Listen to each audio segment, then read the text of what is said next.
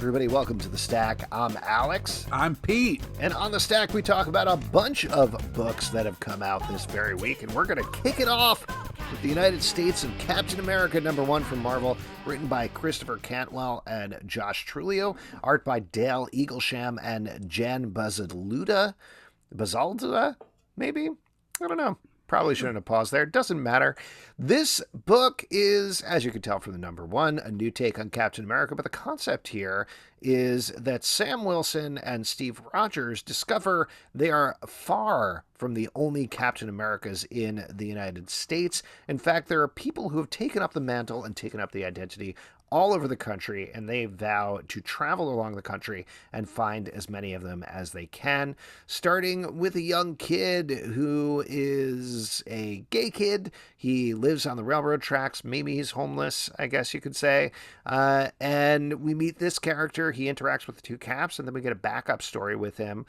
This was a big press deal a while ago when they announced this title. We're finally getting to see this character and this title in action.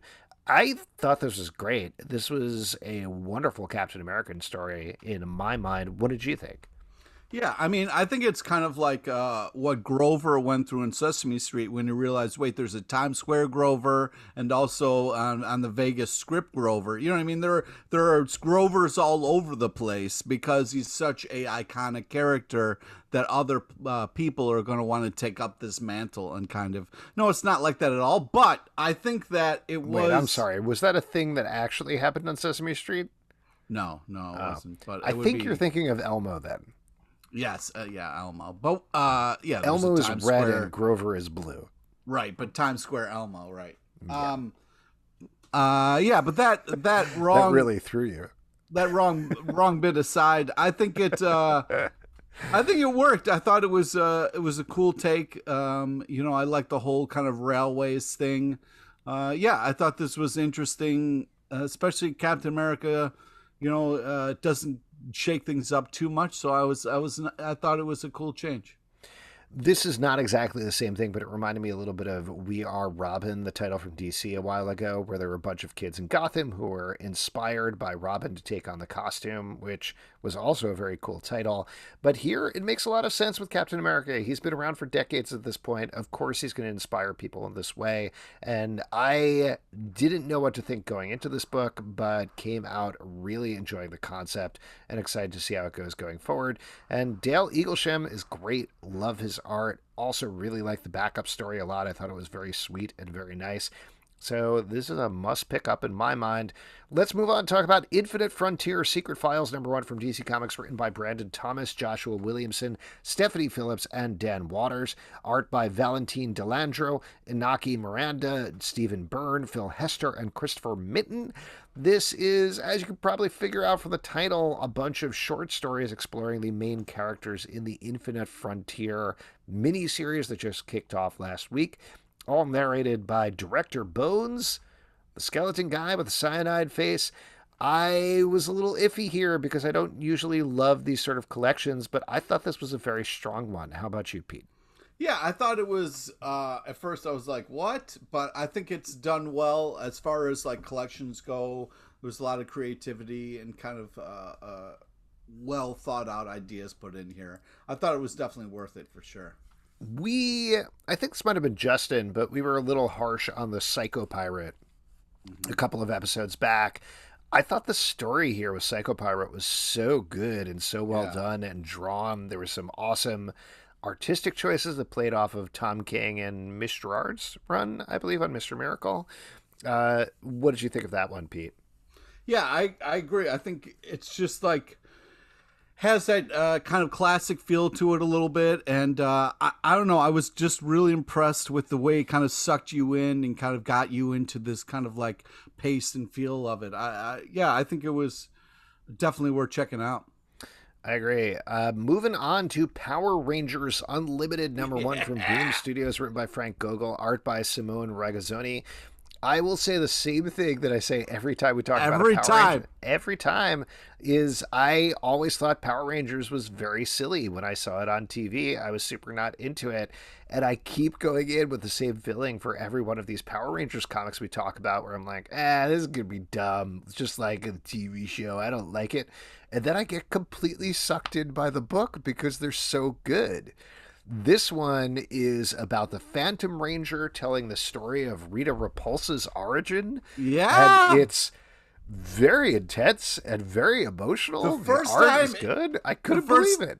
Yeah, the first time they say Rita, I was like, oh, shit, that's Rita. Like, it was, it's surprisingly, it keeps doing such a great job of, like, taking these characters that we've known and seen, in the show and kind of showing them and giving them more depth and kind of really digging into the character in a way that comics does a great way of exploring. And I think it's such a, I don't know who greenlit this project, but they have got to be patting themselves on the back because this is, you're like, oh, okay, yeah, they're rebranding this or redoing that. But this has been really well done. Yeah, this is the sort of thing, and I really need to get over this thing of coming into it every time like completely green because they, like you're saying, these Power Rangers titles from Boom have been very solid consistently for a very long time now. Yeah, exactly. It's just good stuff.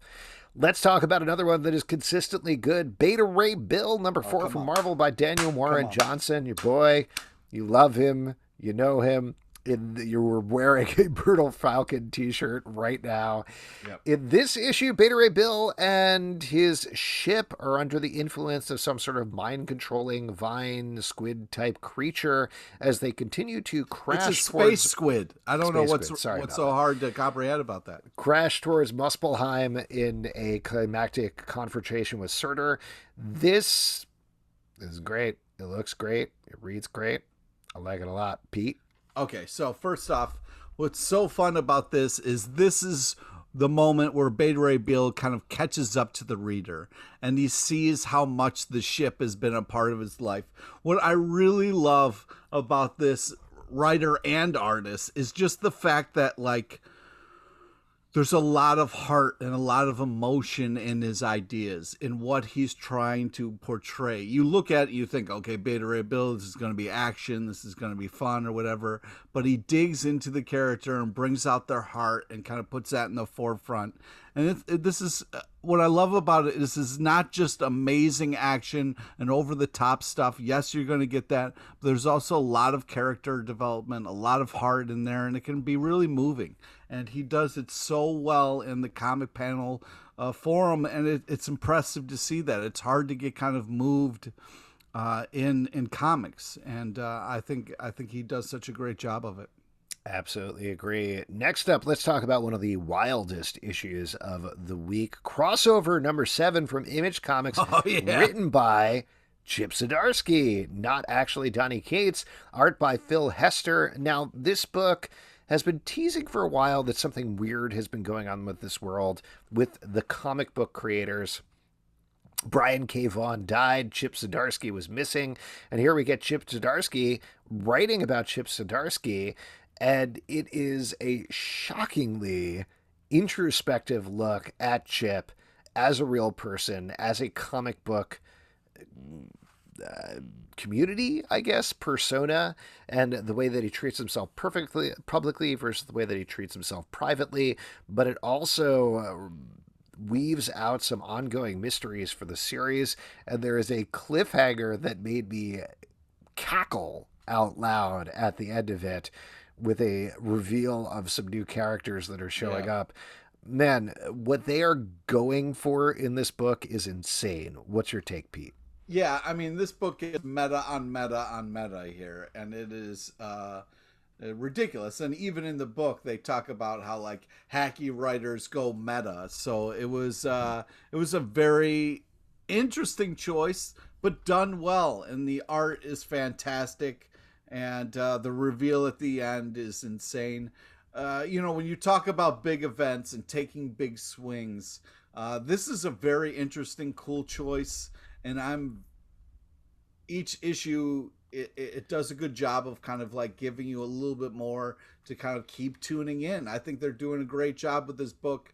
It's very creative and very fun. I agree. Next up, Catwoman Annual Number, not number 2021, but Catwoman Annual 2021 #1 from DC Comics, written by Ram V, art by Kyle Hotz, Fernando Blanco, and Juan Ferreyra. Here we are finding out a lot more about the villain who has been plaguing Catwoman throughout the title since Ram V took over.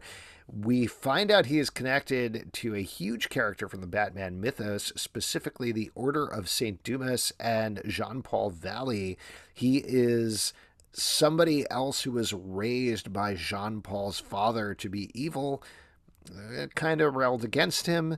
We find out more about this order and what went down with them back in the day. It's all very 90s comics, but this is one that I keep getting sucked into time and time again, even though we don't really see Catwoman at all in this annual.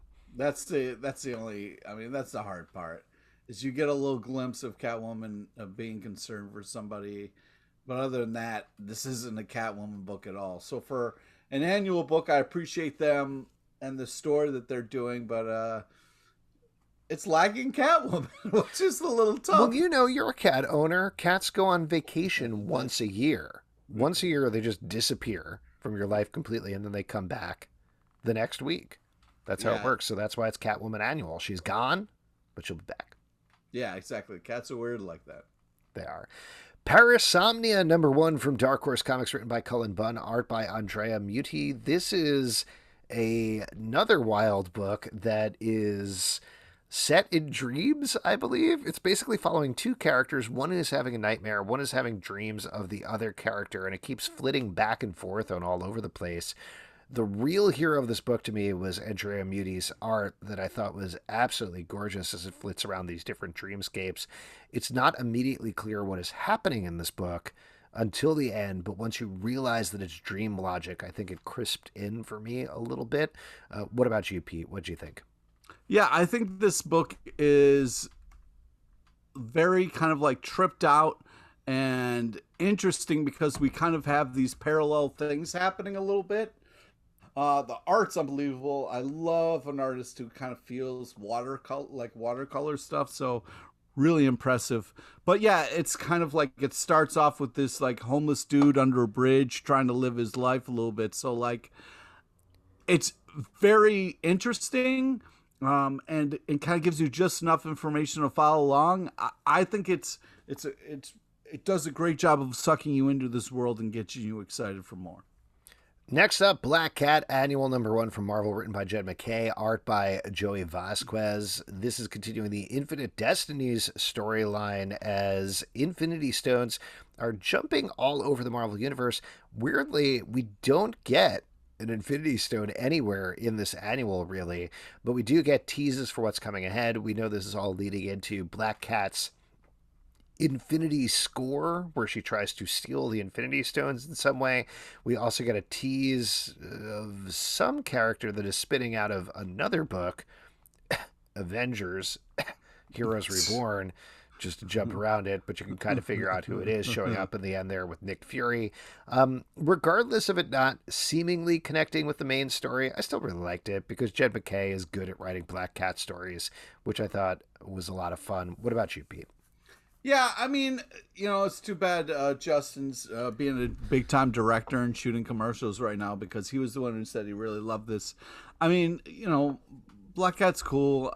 You know, White Fox, okay. You know what I mean? Like, all right. I think what's it. Yeah, you get it. But what's happening is, I like that they're trying to dig deeper, and it'll be interesting to see Black Cat around the Infinity Stone. So I feel like this is a good comic to kind of get you excited for what's to come.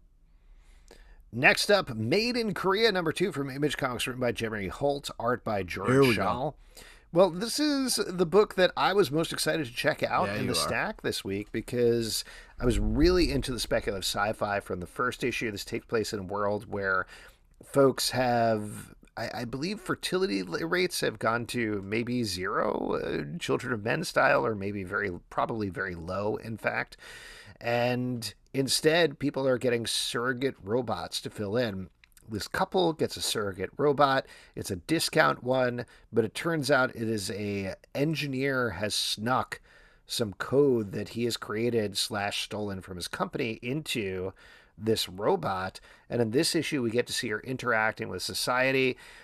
Still thought it was really smartly written, really fascinating characters. I really like the corporate intrigue aspect. I think it adds a lot to it beyond just the family drama. And I love the fact that there are backups here focusing on the rest of the world from other artists and writers. What'd you think, Pete? Are you as high on this book as I am? Well, yeah, no, not as high as you are, but I think that I really like the idea of this book. I also really enjoy the art and the storytelling. There's nothing more adorable than like a little girl who wants to read everything. That is fantastic. I can get behind that. Where it ended made me a little scared for what's going to happen.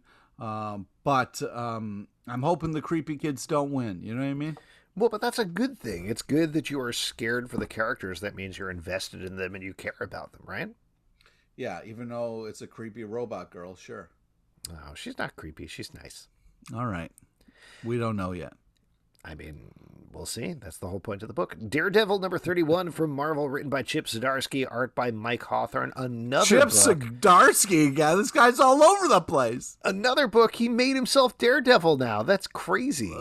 Just stop putting yourself in your own books, Chip Zdarsky. Stop it. Come on. Cut it out. I'm kidding. He doesn't do that. But there are a lot of Daredevils in this book, so there's that. Daredevil is in jail. Elektra has taken over for Daredevil. And meanwhile, Bullseye is on the loose, so it's the classic trio back together again for some hijinks. Plus, the Three Stooges of Marvel. Speaking of your favorite sharks, we got Hammerhead in this issue. Classic fun with Hammerhead.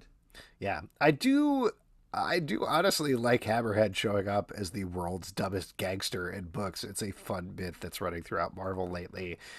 This is really good. It feels like a different Daredevil story and a different Matt Murdock, and that's kind of interesting to read. Pete, I feel like you were a little back and forth about this. What are you thinking about this new arc as we kick off? Yeah, it's interesting. What's nice is you're getting a different kind of voice for Daredevil here a little bit. You're getting a different kind of feel for what the character wants and what the character is doing, which is great. Kind of brings a new kind of like, okay, this could go anywhere here, which I like. It's not just depressing Matt Murdock. We're getting kind of a different feel here. So also it's fun to see Elektra struggle with doing the right stuff. And I like that about Elektra. I like who she is. I like what she's trying to be. So that part I really enjoy.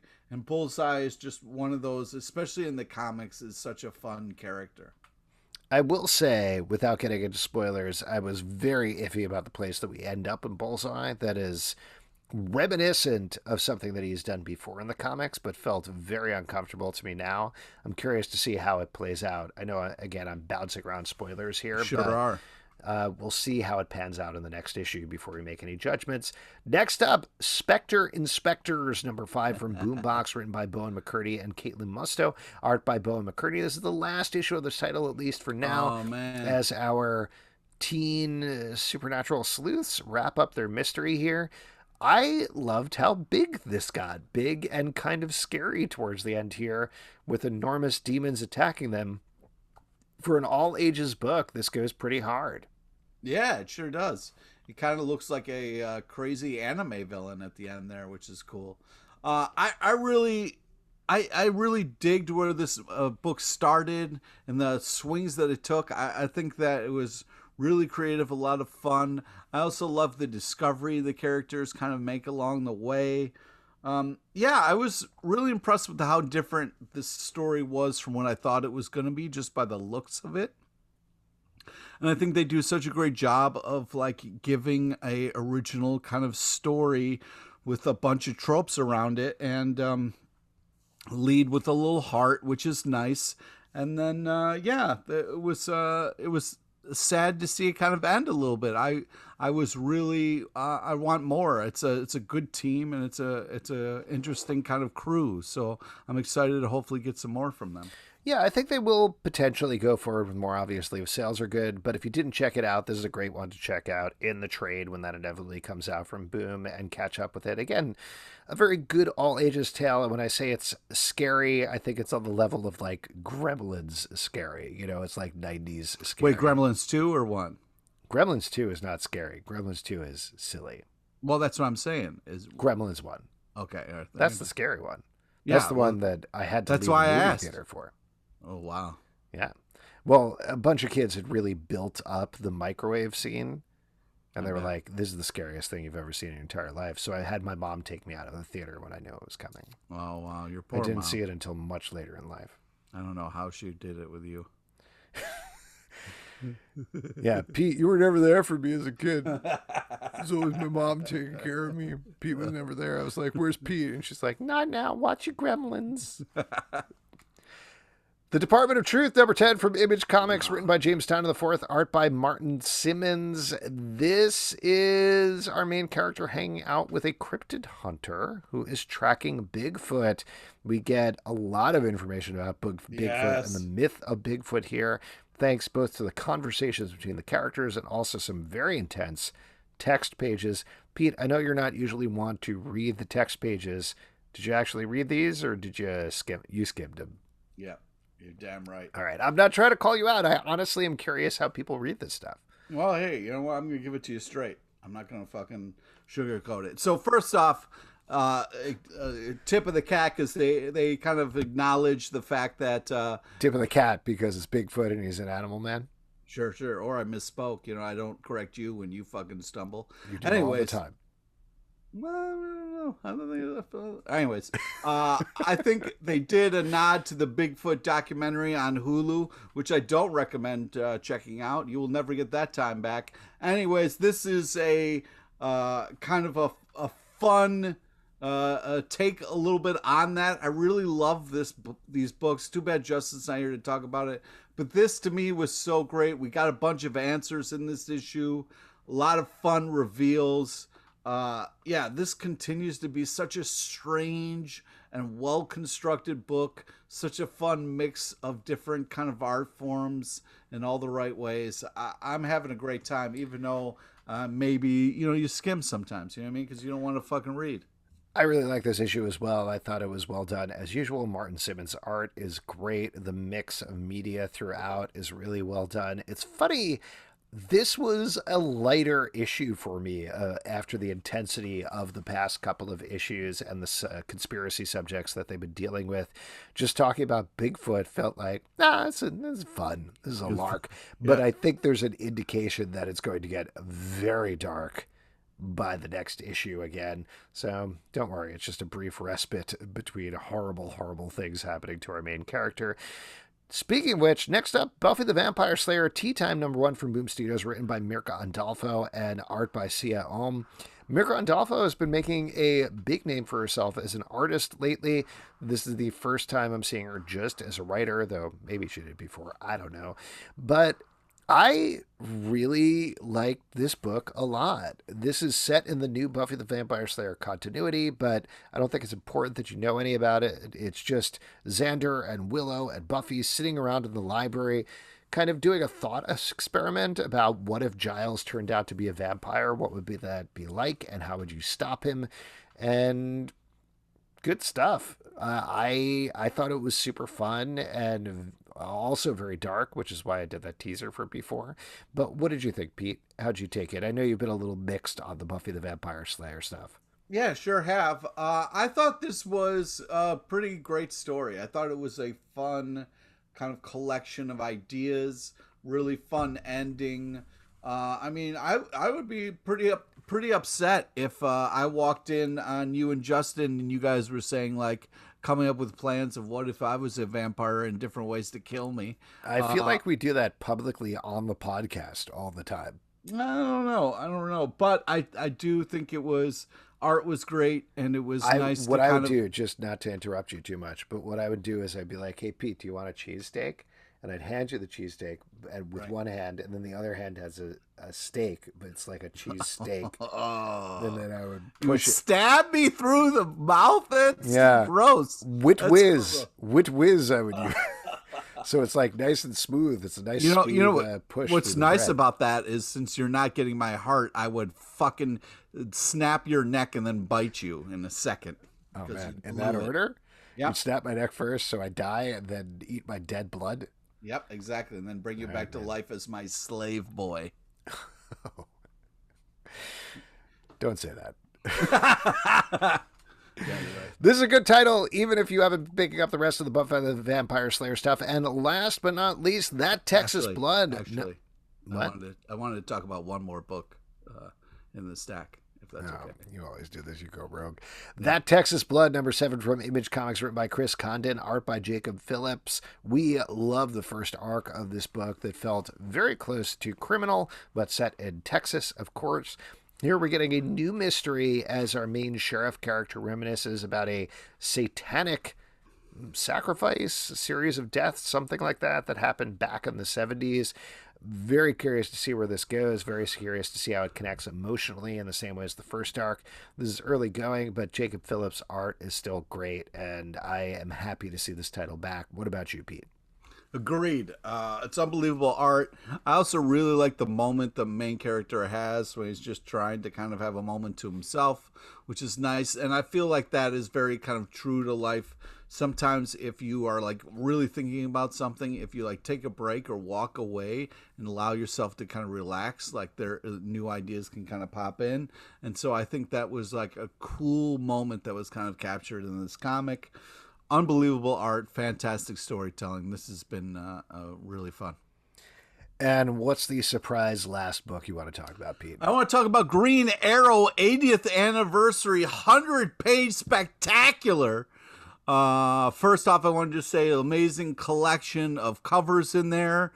A lot of great stories and artists. As far as collection of stories go, I was really impressed with the collection here. Also, in the back, there's amazing back matter. There's a fun Ollie's chili recipe, which is really cool. And then a really touching Denny O'Neil tribute in the back. His son wrote a comic. Oh my God, it's so fucking fantastic and heartbreaking in all the right ways. And just such a cool use of the like talking balloons as a thing to tell a story. I do love when they use the talking balloons to tell a story. That's great. Yeah, thought balloons, talking balloons. Go fuck yourself, Zalvin. I appreciate the fact that you get on me about the amount of books we talk about in the stack and then you read an extra 100 pages. Well, it was really kind of like I read about the Denny O'Neil tribute, and I wanted to fucking do it. The comic that his son does is I'm a sucker for shit like that. Worth it, very much worth it. If you're a fan of Green Arrow, you would love this book. But yeah, it was such a cool collection and definitely worth checking out. Awesome. If you'd like to support our podcast, patreon.com/comicbookclub. Also, we do a live show every Tuesday night at 7 p.m. to Crowdcast and YouTube. Come hang out. We would love to chat with you about comic books. iTunes, Android, Spotify, Stitcher, or the app of your choice to subscribe and listen and follow the show at Comic Book Live on Twitter, Comic Book Club Live on Instagram, comicbookclublive.com for this podcast and many more. Until next time, a tip of the cat to you. You're an asshole. Join Alex, Justin.